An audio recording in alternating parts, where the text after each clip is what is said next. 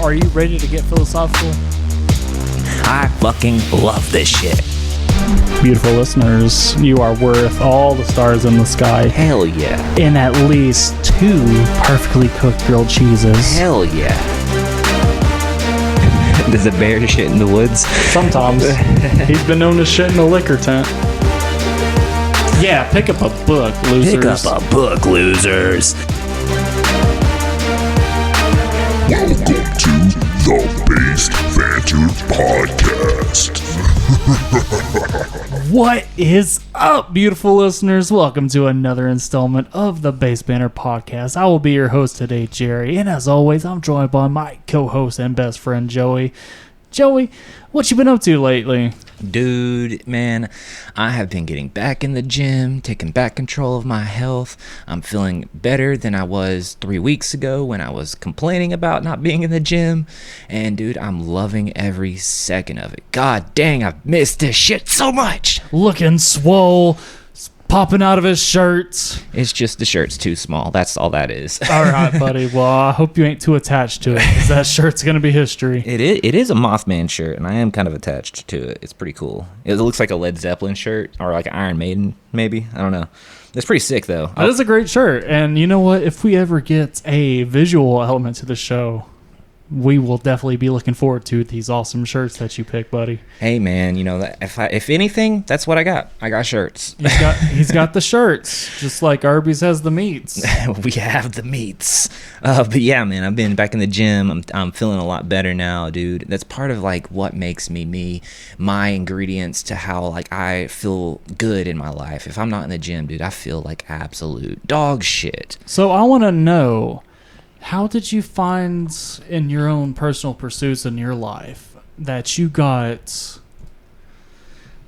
you really like to go to the gym? Like, how did you find that calling? To me, it's just one of those things where, like, I think I've said it before on the pod, but I'll say it again. I've been working out since I was 15, and you know, I'm in my 30s now. So when you do something for so long, it becomes like a part of your life. And I'm very consciously aware of how my body feels, and there's been times where I'm not working out. I feel like shit. Don't know why. I start working out. I stop feeling like shit, and I'm like, maybe that's why. Imagine that. Imagine that. And then also there's a ton of evidence, and I'm also educated on physiology and exercising, you know, so I got a pretty good background when it comes to the exercise world, so I do know a lot of the inner workings on why you feel better, right? You know, the chemical releases in your brain, all that shit. So maybe there's a whole episode about that. Yes, we've been teasing the fuck out of it, dude, and eventually I'm going to hit y'all with the banger on the exercise fitness industry. But enough about my fucking gym habits. It's like when you scroll on Facebook and all you see is fucking gym selfies. You're okay, shut the fuck up about your gyms. That's what we got going on right now. We got you over here bragging and flexing and ripping your shirt. Man, okay. I'm over here about benching 245, man, and I squat 350. Hell yeah. Hell yeah. Actually not true at all. But anyways. It's more. It's more. What have you been up to? So, if you've been following me at all, I have been... We're stalking you. I've had some... We're waiting outside in the bushes. We're following you. Some humble beginnings to this hobby, and my interest and my passion has grown for this hobby. Drugs. It is all the drugs. He's got an addiction. He's embracing the addiction. You've heard of Pokemon? I've got to do them all. Oh, you're the worst kind of addict, dude. You're the scalping kind of addict. I'm trying to do every single one that I can get my hands on until it kills me. Hell yeah. He's here for a good time, not a long time. We here at the Based Banter do not condone any illegal drug use. If you consider using drugs, please consider not. Hell yeah. But no, what I'm talking about is bowling. So bowling, I mean, that's my own, I guess, fitness pursuit, because it takes a bit of athleticism. It takes coordination. It takes consistency. And there's the mental side of it too. So as I'm getting more and more involved with this sport, man, I'm learning there's levels to this shit, and the next level that I'm at is reading the oil. So, What the fuck do you mean by that? okay, buddy. So let me fill you in on a little bit of bowling Canola oil? knowledge. Vegetable oil? So- Motor oil. What makes bowling fun is that there is oil on the lanes, and it's placed strategically. So the casual bowler. So this we're in particular talking about house shot. I won't go into the specificity of all of that, but the typical oil that's laid onto a lane is placed strategically so to where the casual bowler can throw their ball, and it usually ends up as a strike.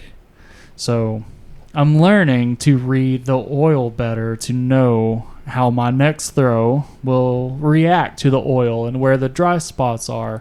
Nice. And that's a whole nother side of it, to where you are watching the next person bowl in front of you and watching how it reacts there, and just ascertaining how all this is going to impact your throw, and then you calculate, and it's a whole big thing. Question. Answer. How do they apply the oil to the, a lane? To the lane. So there is a specialized piece of equipment so the more high-tech machine will go by itself from lane to lane. But the way it's been for a little bit longer is a machine that they will wheel to the specific lane that's already programmed, and it will clean up and drop oil at the same time as it goes down and it comes back, and then they will manually move it to the next lane. But then you got the more high-tech ones, which will just go down the whole alley. Okay, so what about, do people like oil their balls? Like, do they grease their balls? Like, is that a thing, or is you just worry about what's on the lane? That's a pretty good question. So the idea is that the oil will carry your ball to a spot to where it is dry, and then the cover stock, the outermost layer of the ball, will then react to it being dry. And so the idea is to store up a lot of energy. You want to get a lot of revolution to this ball to where it is spinning as much as possible. And Got to get your balls wet. And that's where the oil comes in place. Because if you give it all that energy and it's got all these revolutions, it's just going to react and go to the gutter. That's no fun. So that's where the oil comes in. You give it all those revolutions, it's building up energy, the oil is going to carry it down lane, and then that's whenever it reacts with the dry part of the lane, and hopefully into what bowlers call the pockets, which is the most optimal spot to hit 10 pins to knock them all down. Gotta keep your balls in your pocket, man. I've been telling you this. Sometimes my balls are in the lane, sometimes they're in my pocket, and sometimes they're in the guts. Right in the gutter. All right, but that's what I meant. This was a very informative intro, like right into the info. We're like talking about some fitness, some bowling. Dude, buddy, so today's topic, even though I am the host, I'm going into this moderately blind of what. Yes. Yeah, so if you're not familiar with what we do here on the Based Banter podcast, we like to mix things up a little bit. This is a new series, isn't it? Yes. We like to exercise our cerebral cortex, our nervous system. We like to touch on some of the aspects of our brain and our skills that we don't normally exercise. A lot of times we come into these topics with notes, with plans, and kind of like talking points and takeaways to kind of give you a curated experience. But we have gotten together and we decided, you know what would be really fun, beneficial, and also entertaining? It would be to go into a topic completely blind with no preparation, and then also have one of us pick the topic and have the other person host that topic, not knowing what it is prior to recording. So before we hit the record button, Jerry here had not a fucking clue what we were going to talk about today. Me, I've already got a list of notes. I've already got this whole thing planned out. I've been wanting to talk about this for quite some time now, and I think today is the day. Carpe diem, bitches. All right, so, buddy, Dude, you did an excellent job introducing this. I could not have done that any better myself, dude. That was great. I'm excited about this, man. I don't know if you can tell, but I'm amped up. I got my dirty Shirley. I'm ready to fucking go, dude. And before we dive into this, I just want to go ahead and do a little bit of some housekeeping, and we will touch on this again at the end. But please, if you have any topic ideas that you want to share with us, find us on our socials. Based Banter Podcast on Instagram and Facebook, and Based Banter Pod on X. Always hit us up on our Gmail as well, and you can find us on our Facebooks. My Facebook is Joseph Knight, and then you have Jerry. He has a Facebook as well, and then you also have Jerry's Instagram. Now hit us up. Let us know what topics you want us to talk about. That's kind of like you partaking in this exact same exercise that we are doing. But again, we'll have a little bit of information to give you. And if you are so lucky to hear this podcast in, I guess, the amount of time, like short amount of time before like this all starts gaining traction, like we are still small enough to react and comment and interact with everybody. So yes, you are so fortunate to be at this point of the progress with us, because you know what? This may eventually take off, and then eventually we'll reach a point to where we can't just interact with everybody as much as we would love to, because we do this for the people. We do this for us. Yes. In the point that we use these topics to grow our minds, the bit of incentive, and like grow this connection that we have as friends. Yes. And then there's also people. Like we hope to reach the people. Right. And part of what our whole deal is we're curating this as we go. We're growing as we go. But like Jerry said, you have a unique opportunity to enter in and support us at ground zero and help watch this become big. It's not a matter of if, but a matter of when, baby. So, if you're ready. Yes, sir. What is that topic today, son? The topic that you will be hosting is determinism versus free will. Oh, yes, so sir. We're going to get a little philosophical here, huh? Oh, yeah, baby. I love it. I love this conversation, and we kind of bring this topic up as like a subtopic, or maybe we mention it several times when we talk about other things, and I think that it's such an important retrospective topic for us to reflect on, because, you know, at the end of the day, there's not any real evidence to prove one way or the other, so a lot of this is theoretical. And it's one of those things I like to think of, and I've said it before and I'll say it again, it's junk food for your brain. It's something that helps you exercise those neurons and those electrons in your brain and kind of get your wheels spinning a little bit. Right, because you have to think that any point of a philosophical debate isn't to just be right. Right. It is to explore options. It's to think Yes. about it as its whole. We are the Christopher Columbuses of the brain. Well, I probably could have picked a better explorer. We are the Leif Eriksons of the brain. But yeah, so a philosophical debate is, like, the purpose of it is to, you know, see all sides. There's not a winner. A debate kind of like implies that there's a winner loser. Right. Like, no, this is just either you feel strongly about a side and you want to, like, and you understand all the different sides that you can add to this. Yes. And that's really cool. All right, so what does this mean to you, man? What does this topic mean to you? So without giving just a straight out answer, because I want to keep the people right here with us, because this is a journey. This is a journey. We're going to get there. Whenever you figure out this answer for yourself, it's something that either you will strongly believe in or just be in the midst about. Right. But for me, I've come to a conclusion.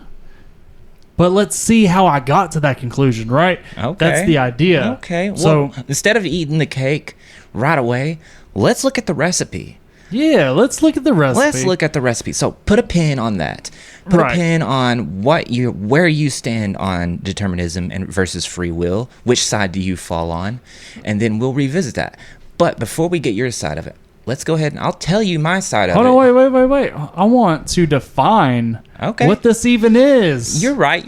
Look, I'm getting ahead of myself. You're getting way too You can ahead. tell I'm excited about it because I'm like, just get in the water. Just get in. I'm like not dipping my toes in, dude. I'm going off the deep end, baby. He wants the meat and potatoes, and we ain't even heated up the grill yet. Fucking fast food, man. Let's go.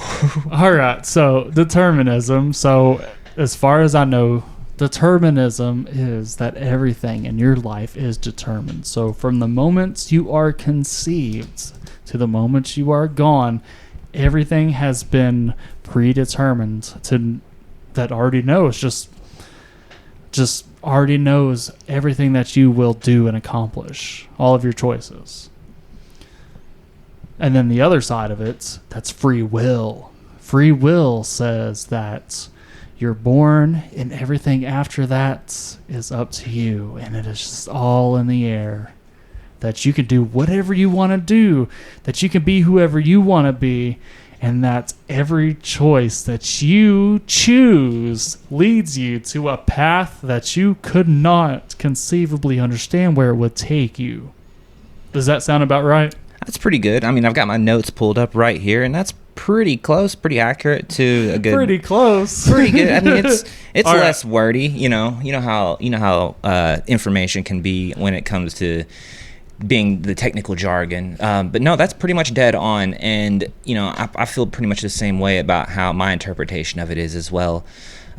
So we'll dive into what we believe is going on. But before that, I would like to ask you, do you see any evidence in your life pointing one way or the other? Okay, evidence, like hardcore evidence. Just anything that you might be like, look, I had no choice. This was going to happen whether I liked it or not. That falls under the scope of determinism. Or, maybe you had a choice, and then there was a moment where you realized, had I made a different choice, the outcome could have been entirely different. So does determinism only exist whenever there is a lack of a choice? I mean, well, it just depends, again, because it's kind of like a blanket term, right? Because we could state that determinism is a blanket covering your entire life, right? Not just a set sequence of events. Whereas, it's like when you put a movie in a VHS tape player, right? You have the start and the finish. No matter what, everything's going to happen from the start to the finish. Versus like free will, you can kind of stop the movie and say, I don't like the fact that Tom Cruise is hanging onto the side of this jet. I want him to fucking fall off. You can kind of control it a little bit. So some stuff that I think was determined for me already was the circumstances of my birth. Okay. So automatically I think of Mewtwo. So that's all irrelevant. But in this situation... Did you know I have a tattoo? So if you're not familiar with that quote, that is, the circumstances of one's birth is irrelevant. And what's the rest of it? What you do with the gift of life is what determines who you are. Bam. Yes. That's solid. But what was determined before I could ever make a choice was who my parents were. Right, because you have no choice over where you're born, who you're born under, and, what circumstances and what, financial, stability you have, any kind of, the morals of your family trope. You don't get to pick none of that. Right. Okay, so... This begins... And your gender could fall into that too, right? Exactly, right? And then gender falls on a spectrum, so where do you end up? Yes, and then that's where maybe, free will kind of comes into play later on after the fact, where now, a lot of people have the ability to kind of second guess some of these circumstances. And maybe they're like, I don't feel like I am this person, or I don't feel like I have these limitations, so I'm going to take advantage of free will and then do this. All right, so you were hitting on the very first point, the very first the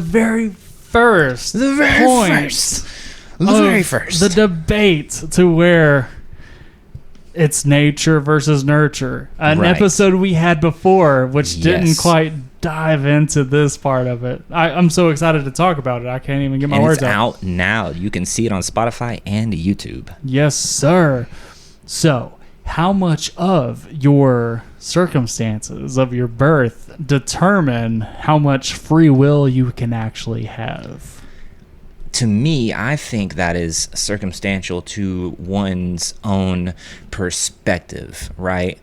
Because if you have the perspective that you are at the mercy of your life, then you will fall under the scope of determinism. But if you have the perspective that you're stubborn as fuck and you are going to make your life how you want it to, you're going to choose and do things to fall under the scope of what you want your desired outcome to be, to me, that falls under the scope of free will. Okay. So, whenever I bring up this argument, I like to think of Nepo babies. Before we go into Nepo babies, let me give you an example. Let me give you an example of someone who had the right perspective and completely flipped their circumstances around. Do you know who Francis Ngannou is? He is a martial artist, Yes. a champion, UFC fighter. Yes. Do you know his background? I do not. Okay, so Francis Ngannou, I don't want to butcher this, so I'm not going to give you too many details, but to my knowledge, he was born in, I think it was somewhere in, Africa, right? To, a third world country. And he was forced to flee the country, and he ended up in America, and then one of his skill sets was fighting, because he had to fight all of his life. I'm butchering this. I'm not giving you the full details because his story is super fucking intricate and really gangster. They ended up, he fucked over the wrong people. They dropped him off in the Sahara Desert 3 times. He should have died. He should have starved to death in the Sahara Desert, but he ended up finding his way home multiple times, ended up finding his way to America, ended up creating a life for himself as a prize fighter. And now he's one of the most successful prize fighters of all time. And he came from a background where if he didn't have the perspective of taking control of his life, he would have fell under the scope of people who are just I have no choice. This is just the way things are. So then this becomes a story of someone overcoming adversity. Right. Someone really sticking it through and overcoming and just really leaning into that free will. But you see why I would make that as an example, right? Because if you had the perspective that, oh, I was born into poverty, I was born with these terrible circumstances, that the cards are stacked against me, then why should I even bother making an attempt to correct all of these transgressions whenever I don't have a choice? But the reality is, if you have that right perspective, then you can look determinism in the eyes and be like, fuck you, bitch. I have free will. I can fucking go rob a bank any day. And I go to jail and sit in jail and have 3 meals a day. So how much of your free will is determined by your upbringing? Because you can only imagine and fathom and conceive what you can do based on your reality and where you've come from. Right. Right, and then where you come from is a huge deal. We were talking about Nepo babies, right? So I wanted to talk about Nepo babies. We were getting there. We had look. You can't start off fully rich without starting off fully poor. All right. So we had to talk about the poor person first, get their side of it. The rags to riches person. And now we got the riches to rags. Hopefully, not hopefully. I don't wish in anything like that on anybody unless they're terrible. Like a Nepo baby. The majority are probably assholes, but I've never actually met a Nepo baby. Well, that's not true. I have met one. But anyways, we're not gonna. He's actually a great person. But the shout out John Cena. Shout out. I'm not gonna shout him out because I don't want to put him on blast. But yeah, I think that the people born on the positive side of things like that, with all these advantages, have an outlook on life like the determinism was in their favor, right? Maybe that they're entitled to this kind of this predestined life of riches, and then they have this smug ass personality, and then they're very toxic, and they're not the kind of person that you want to see representing the world's wealth. Do you think free will is determined? How much free will you get to have based on... So this is kind of what I was alluding to earlier. Right. Is that how, like, what do you think the possibility is of free will being something that you get determined to be able to have? Because it seems like the people that are the most privileged really get to have the most free will, to where they can like travel, where they can, work out at 3 in the afternoon on a Monday because they don't have to go to work. Right. That's a very low percentage of people, by the way. I don't know if you're fully aware with how many people there are in the world that fall under that percentage of people. So very few people have free will, is what I'm hearing. People have that kind of free will. In the grand scheme of things, look, anybody can wake up any day and do anything they want. You have limitations, right? Certain people are bound by limitations due to monetization. Like, without money, it's hard to do a lot of the things, but that's just the way we've designed society. But that doesn't mean you don't have the free will to wake up and create a masterpiece, create your opus magnum. You have free will to wake up and punch somebody in the face. But how much of your free will is limited, though, based on your circumstances? So it is kind of determined how much free will you will have based on your parents. So if with that analysis, then it would be a two-part thing, right? It would be kind of like, instead of free will versus determinism, it would be free will and determinism. Like, maybe you have a set amount of your life is determined, and then a set amount of your life is free will. Honestly, that is the actual factual answer. Yeah. Whenever it comes to debates, whenever we're talking about nature versus nurture, free will versus determinism, there's a little bit of both in the equation. It isn't just a black and white. There are shades of gray, and everything is grayscale.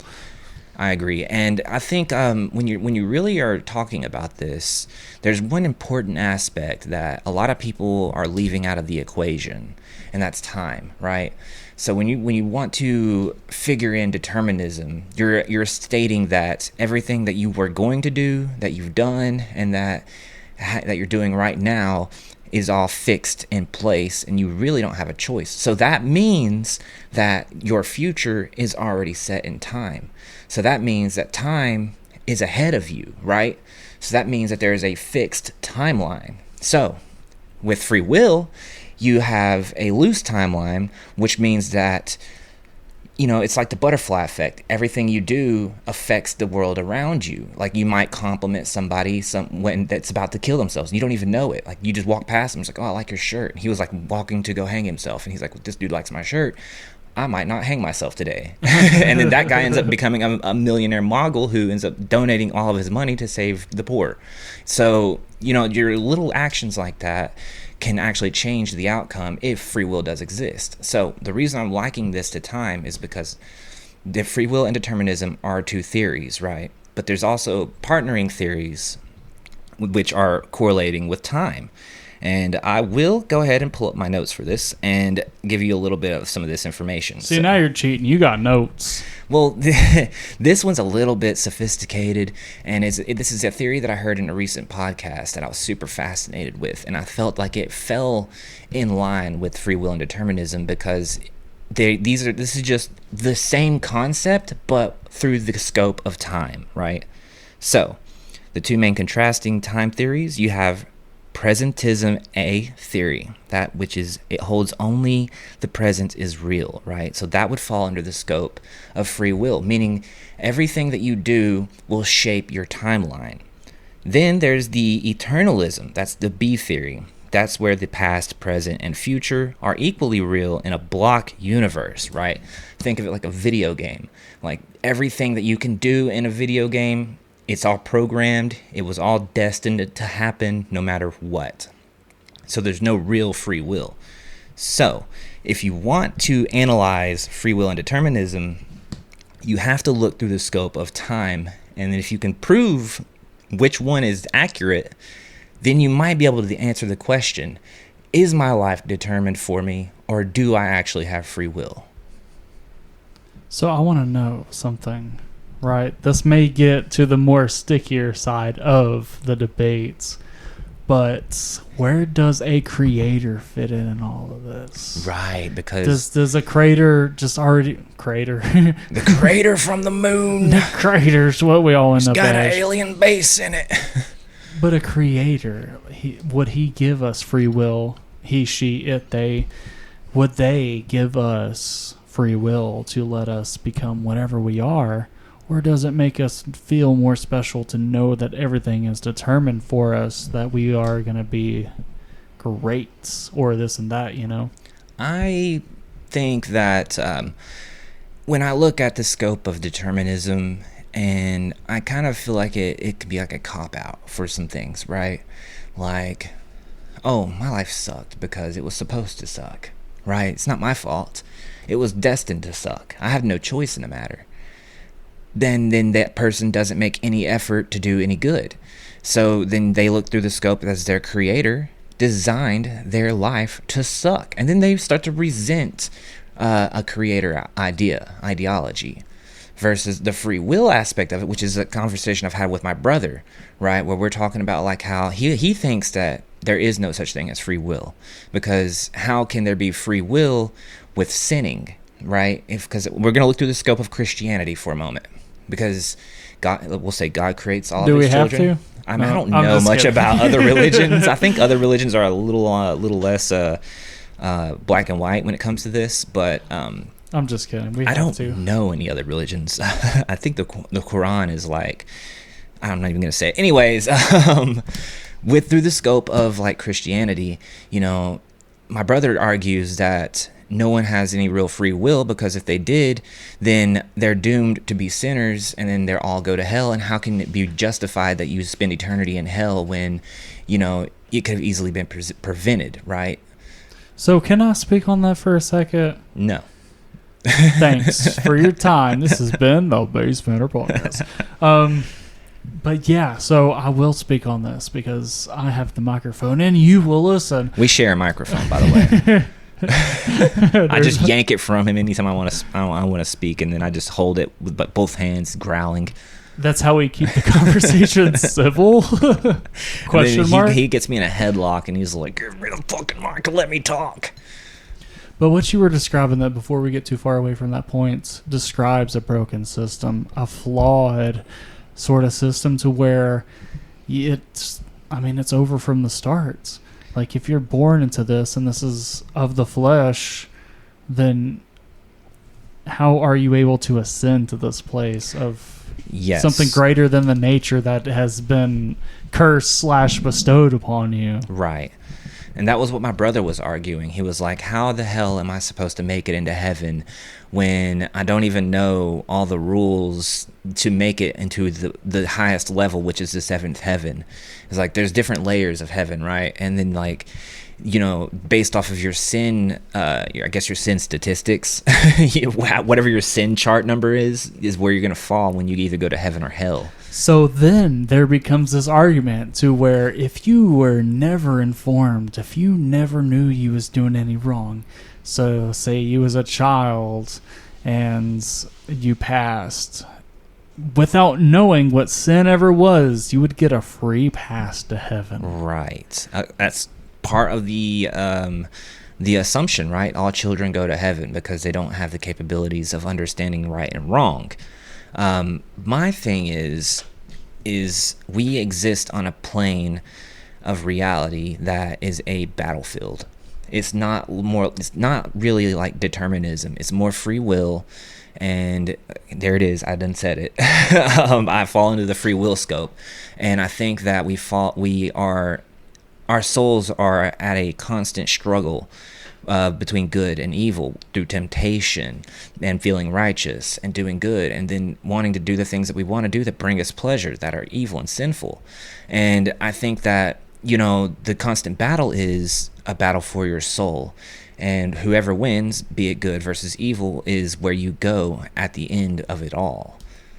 Unless reincarnation is a thing, and then that brings up the whole thing of like, maybe your karmic resolution plays a role into what your next life is going to be like. Maybe you're a piece of shit and you come back as a cockroach. But all of this falls into a spiritual belief.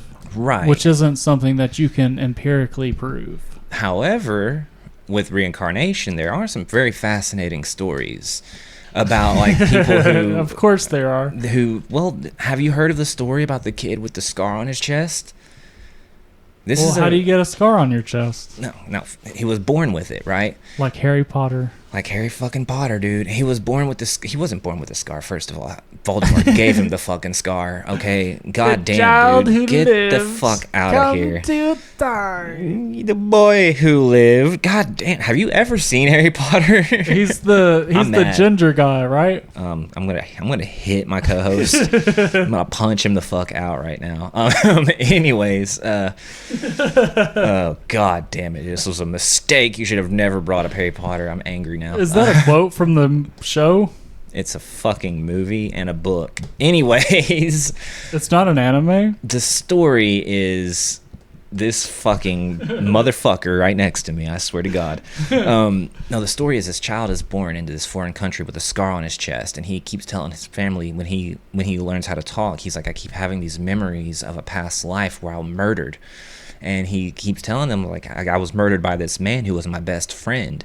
And he keeps saying he has these, like, detailed images of this murder that happens to him. And eventually his parents are like, well, he can't keep making this shit up. He has no exposure to this information. Where's he coming up with it? So they get some authorities involved. And the authorities are like... They put him in handcuffs and take him to jail. What like, the fuck are you doing? They're like, you're acting weird. You murdered somebody. We know it. You're too weird. Confess. So the courts, you're legally they charged. Look at the scar on his chest, and then they start going through their documents with their murder cases.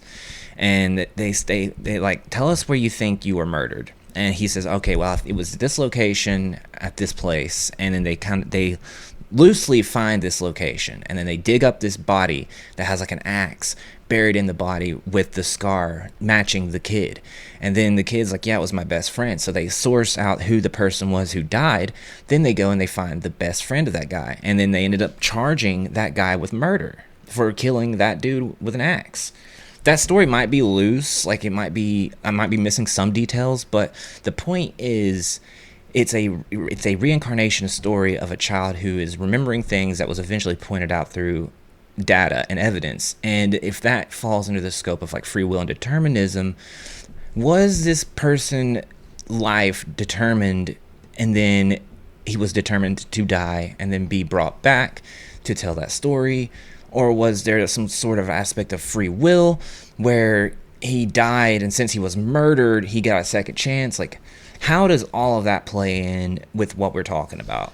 Which argument do you want me to give you? Because I guess there are both sides. What side do you want me to take? So this is why I wanted to start it off by saying pick a side, because this is how we touch on both sides, but inherently, when you pick a side, it's going to be easier for you to relate a lot of the information and data to, right? Because it's like everything that happens in your life, it can all boil down to one or the other, right? Is it free will or is it determinism? And did I really have a choice? Did I really get murdered? If I really got murdered, did I have a choice to fucking run the fuck away or fight back, or what the fuck happened? Like, what's going on in my life right now? Do I have a choice of being a factory worker? Can I actually be a podcaster and fucking make something out of this? Or am I destined to always work at a goddamn factory? So there is a little bit of a moral responsibility. So if determinism is true, right? So if we're tipping the scale that way, like, no one could ever be blamed for a crime. That's why I said it's a cop-out. Or be like praised for a hero's act on the other side of it.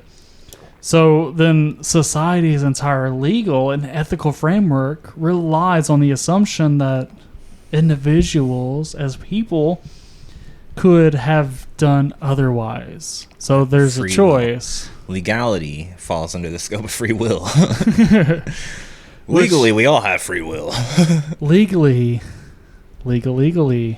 Imagine your case in court. You're like, I only murdered that person because it was destined to happen. I had to do it. Could you imagine being Oedipus and then you're on trial for oh god, yeah, this story, killing your father and then sleeping with your mother? It's like, I tried to stop it, but it just had like, to happen. He was like, dude, this shit was destined from my birth. We had a prophet. He called it out. We tried to fight it. Like, we didn't want this shit to happen. They gave me away. Like, they fucking made sure that they didn't know who I was. And then I guess it was determined. So, which is interesting, too, if you've ever heard about the Oedipus complex, to where psychologists theorize that everybody has that drive in them. That, like, there's a drive in each individual person to kill their father. Jesus. And sleep with their mother. Jesus fucking Christ. And then vice versa whenever the, like, genders flip. Kill their mother and sleep with their father if they're female. Right. That's crazy. Freud, so let's, just a little side note here, is that Freud, dude, he theorized that there was this death drive. So we have, like, he would say, like, you have your consciousness, your subconsciousness, your id, and your superego, and then there would be this death drive too, to where we kind of want to die. Like, we do stuff, like, it's kind of like that risk-taking side, that adrenaline hungry kind of side of our. But this is all beside the point. So that's just go where you're going with it. So where I'm going is, okay, so we have this ingrained into our nature. Right. Where does that fit into the scheme of being determined if there is these tangible differences that we have person to person? Like, we've had enough people to know the difference if someone is, like, determined to do something and if somebody has the free will to do something. So why do you think there has not already been a definitive answer and conclusion to the debate? I think that the way that we come to conclusions when it comes to any kind of, like, debate is a very flawed system, right? We look at evidence, empirical evidence, as a way to measure accuracy, right? And we're talking about something that is immeasurable. So when you want to try to come to a conclusion on the impossible, you're going to rack your brain against the wall until your eyeballs fall out of your skull. And you're never going to have an answer because the implications of the questions that you're asking are immeasurable. Like, right, because what if you could answer them? What would that change? Then maybe it would change everything, right?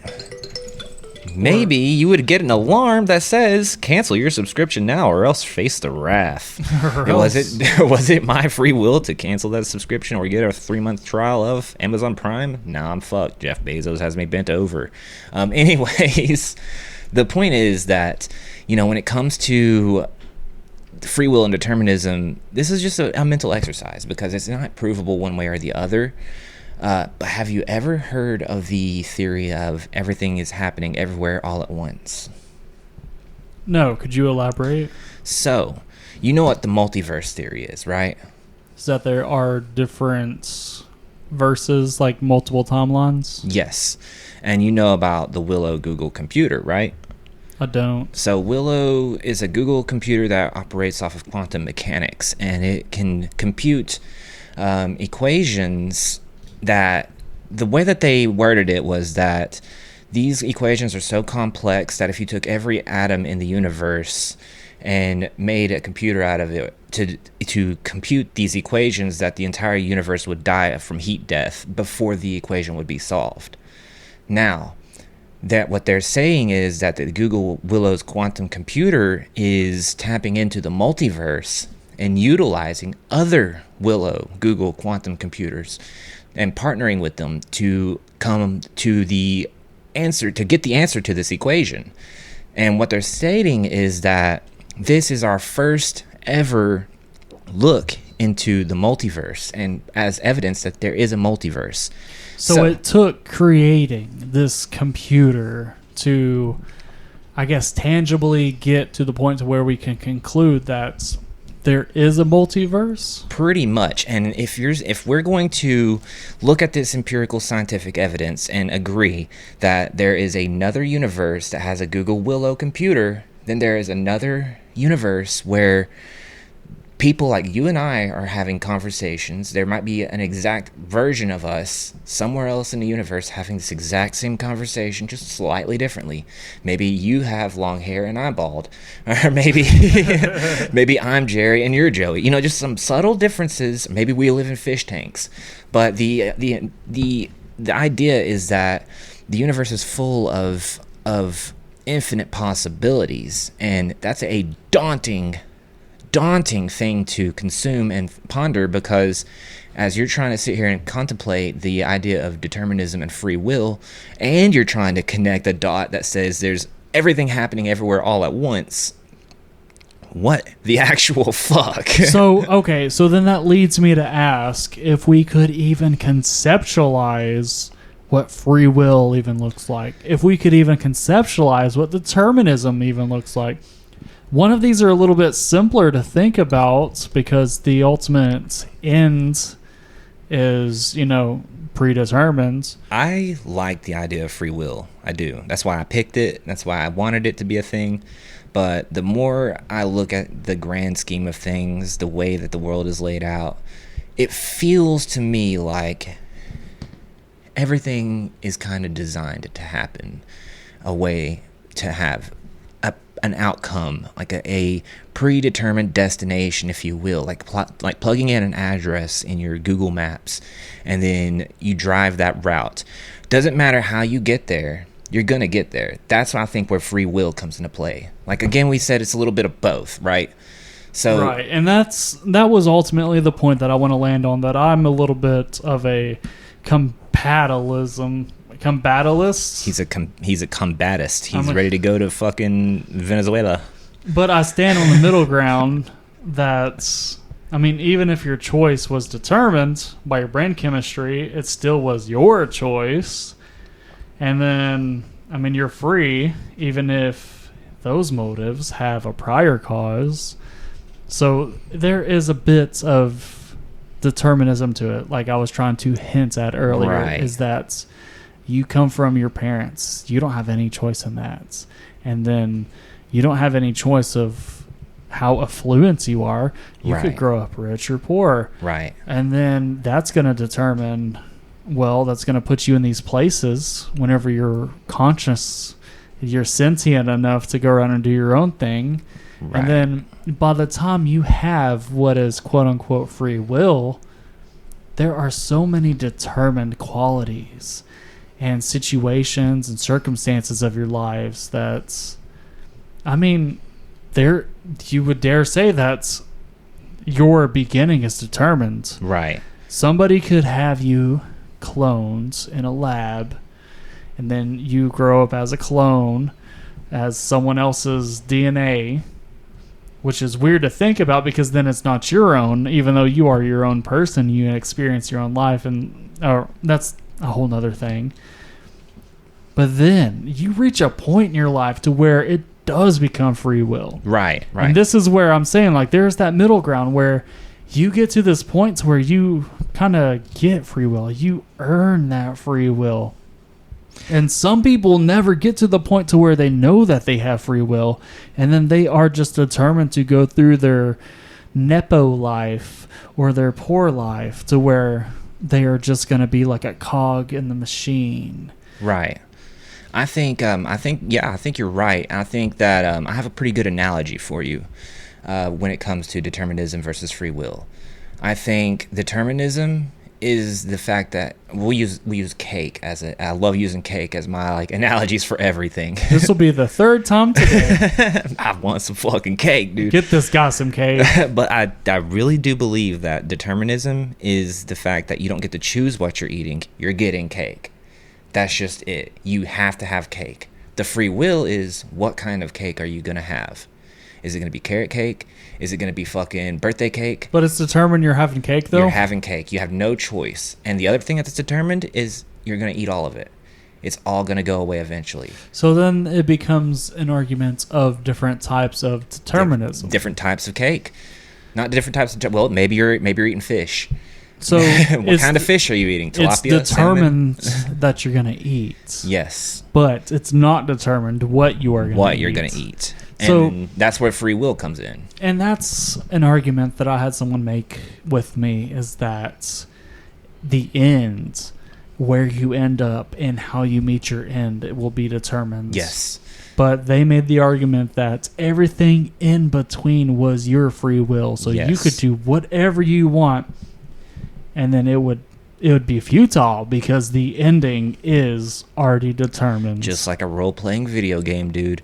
You start the game out, you have to start it out the way the game developers make you start it, but what happens between the end of the game and the beginning of the game is ultimately up to you. Even though the end is already determined, you're going to beat the game a specific way no matter what, and you're just going to get there however you feel fit.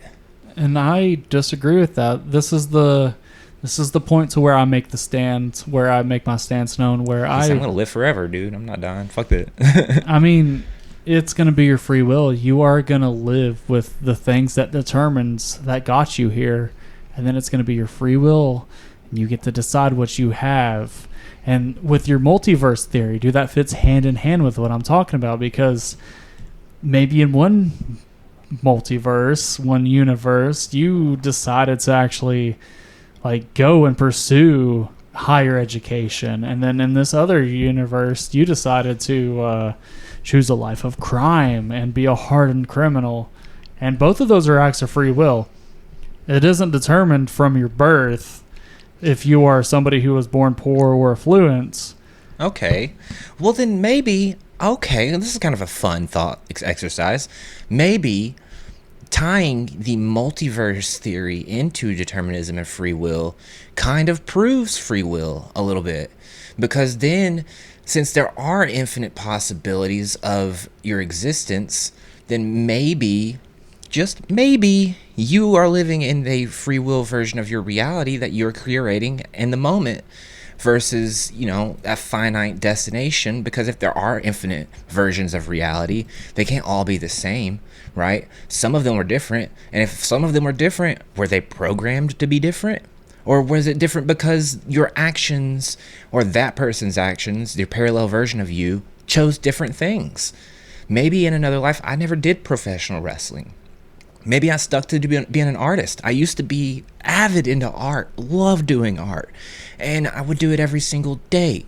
What if I never stopped doing it? I would be fucking so good in art, I wouldn't even be here right now. Then we're living in a reality we're in right now, and all that falls under the scope of choices. What choice did I make? What choices led me to where I'm at? And since the multiverse theory exists, and we have a little bit of evidence that kind of proves it, it brings the needle over to the free will side just a little bit more. Okay, man, that was a fun little experiment. That was. It was a little brain racking. It's a lot of like. It raises more questions than it answered. It does, dude. And you know what? I think that's the way to be in life, because if you aren't thinking, man, you are just existing. And sometimes existing is good enough, but that's fun, man. It's like, for me, it's like my brain feels like I went to the gym and just exercised the fuck out of my skull. I fucking love this shit. It's hilarious. It's fun, dude. And it's just, it doesn't mean anything, really, right? It doesn't. It doesn't mean shit. At the end of the day, dude, we're here on this rock in the now. And the only thing we really can focus on, dude, is just being the better versions of ourselves. Being a better people. That's the main thing. Doesn't matter what your choices are. Kind of like what I prefaced all of this with, is that debate doesn't have to end with one person being right, one person being wrong. You take in some new information, you see some different points of view, and then you get to decide what you want to do with that. And I don't know if where I stand changes, but I think it's interesting to think about still. Well, I started off this episode saying I was for free will. Then I kind of switched to determinism, and then I kind of switched back to free will. You changed your own mind, buddy. Multiple times. And you know what? It'll probably change again with more evidence coming out and the more shit that I learn. Because I'm not married to my ideas, dude. I'm not confined by limitations on the way that I think. And you know what? I think that's a fun way to be. Dude, I don't think anybody should be. Honestly, if you want to live life to the fullest, whenever you get married to those ideas and you are so committed to this that you end up narrowing your scope of awareness and intelligence, and then maybe that comes in a box. You put yourself in a box, and maybe that comes from a place of comfortability to where you are unwilling to face change, where you are just so scared by growing into something else that you stick to these ideas. And then there's another emotional side of it, so where it's like, well, my parents thought like this, and it's one of the ways that you still hold on to them, even though you don't admit it. All right, so, buddy, let's sum this all up. We have talked about determinism and free will. We've talked about time and how it correlates. We've talked about the multiverse and how it is a pinpoint of data that can also change the way that we perceive determinism and free will. And then we've also talked about where we both stand on all of this. So, my question for you, the host, what is your takeaway from exploring this topic? So I would believe, what I want to believe is that anybody who has listened to this has ascertained that it's not as simple as just having an answer. Yes. It's not as simple of just knowing when is right and when is wrong. That was my preface, that this won't be that type of debate. And then also, it's okay to switch the way you feel. You saw me do it 3 times in fucking 1 hour. And you know what? You didn't catch on fire. I didn't burst into flames, dude. Not yet, at least. But the big takeaway, I think, is life is what you make it, and everything that you are up to this point, you have had at least some bit of input in it. Hell yeah. Up to a certain point, like the circumstances of one's birth is irrelevant. It's what you do with your life that proves who you are. Bam. Thank you for bringing that one home, buddy. So let me ask you this. What is your biggest takeaway of this episode? I think that, people should put a little bit of thought exercise into this and really think about how they want their life to go and focus on the things that they can change, acknowledge the things that they can't, and try and be better people, man. Try to live the life you want to live and take control of your life. Don't let an idea like determinism keep you from achieving your goals and creating the life you want for yourself. Go out there and live. Don't just sit back and state, well, I'm in my position because of this, that, or the other. It's like that Rocky Balboa fucking quote. He's like, the cowards do that, and that ain't you. You're better than that. So go out there, fucking take control of your life. Don't accept fucking your deterministic reality just because you were born into certain circumstances, dude. At least challenge it. At least challenge it. At least try, because then you can say, you know what? I made an effort, and the results are what they are. I mean, we're all going to die one day, right? That's right. Determined. That's going to happen. That is, so there are only 2 things that are absolutely guaranteed in this life. Oh, yeah, death and taxes. Death and taxes, buddy. Hell yeah. Hell yeah. I mean, hell no, but hell no. yeah. Hell no.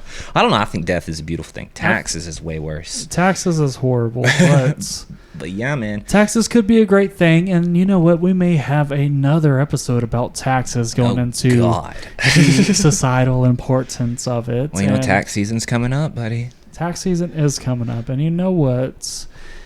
This has been another awesome, amazing, spectacular episode of the Based Banter podcast. If you want to keep the conversation going, we implore you, because you can reach us at Based Banter Podcast on Facebook and Instagram, Based Banter Pod on X. You can follow Joey on Twitch. Watch him do some amazing, funny, spectacular things on at Arcano Joe. It's there. Mostly me just mixing alchemical potions and blacksmithing on Kingdom Come. At this current time, but if you would have caught him in a previous era, he would be nailing these spots and skates. Oh yeah, that's right. I do other things too. He does do other things. He's not just a specialty. He's an everyday streamer, everyday's man. And then you can find me on Instagram at Jerry Contrites. And buddy, if you have anything else you would like to say, this is the time to do it. I think that this is such an interesting conversation that I think many people will hold a strong opinion on. So if you get a chance to hear this conversation and you disagree, or if you do agree, this is going to be one of those times where we always suggest that you reach out to us and that you share some of your insights. But I really, really, really, really want to drive this home by stating, please, for the love of God, tell us what you think about this, because this is so fascinating. It's so interesting to me that I would love to accumulate data from other people and see what the other people think. I want to know what you think. I want to know how you feel about your life, and if you think it was determined or if you think you have free will. And would it not be amazing if we could get some of y'all on the podcast to state your points, to say a few things about the matter, to open up some true based banter to where you can say what you want to say unapologetically. Yes, sir. And we will have a conversation about it. We'll have healthy discourse. Yes, sir. So, that's just one of the many ways that we're going to help keep this conversation going, baby. And with that, peace. Peace.